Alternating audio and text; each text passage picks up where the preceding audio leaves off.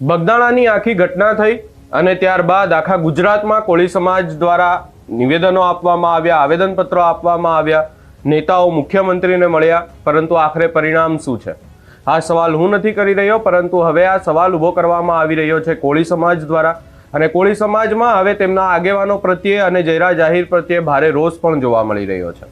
શું છે સમગ્ર મામલો, વિગતે ચર્ચા કરીશું. નમસ્કાર, હું છું ઉજ્જવલ અને આપ જોઈ રહ્યા છો નિર્ભય ન્યૂઝ.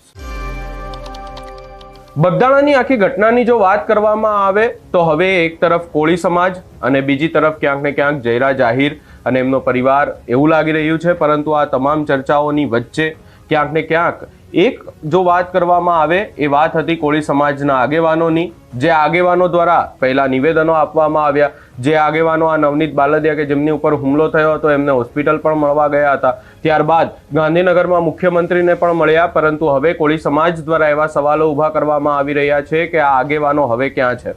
આ આગેવાનો હવે કેમ નથી બોલતા? જ્યારે જયરા જાહેરને જે છે એસઆઈટી દ્વારા સમન્સ આપવામાં આવ્યું, તેમને બોલાવવામાં આવ્યા અને ત્યારબાદ હવે જ્યારે બોલવાનો વારો આવ્યો છે ત્યારે આગેવાનો ક્યાં છે? વધુમાં સમગ્ર બાબતને લઈ અને કોળી સમાજની સુરતમાં જે મીટિંગ મળી હતી એની અંદર શું ચર્ચા થઈ, સૌપ્રથમ એના પર નજર કરીએ.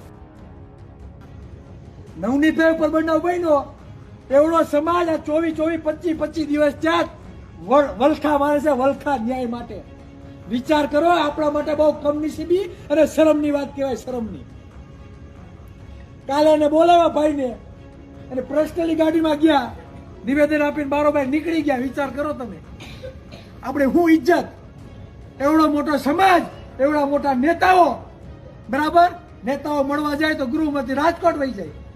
મજૂરાની સીટ ઉપરથી આપણા મતથી ચૂંટાયેલો ધારાસભ્ય આપણા મતથી ગૃહમંત્રી બને છે અને આ કોળીને મોઢું ફેરવીને વહી જાય છે. તો હવે આપને શરમ આવી જોઈએ, શરમ. ક્યાં સુધી આ રીતે મૂંગા બેઠા રહેશું અને આપણે આપણા મતની કિંમત નહીં સમજીએ? દરરોજ ફોન આવે, ચિરાગભાઈ એટલા દિવસ થઈ ગયા, શું કરશું? ન્યાય નહીં મળે તો? નવનીતભાઈનો સવાલ નથી, આ સમાજની ઇજ્જતનો સવાલ છે, સમાજની આત્મસન્માનનો સવાલ છે. આ બરાડા પાડી પાડીને દરરોજ રાયડું નાખીએ છીએ, બરાબર, એ અંદરની વેદના બોલે છે.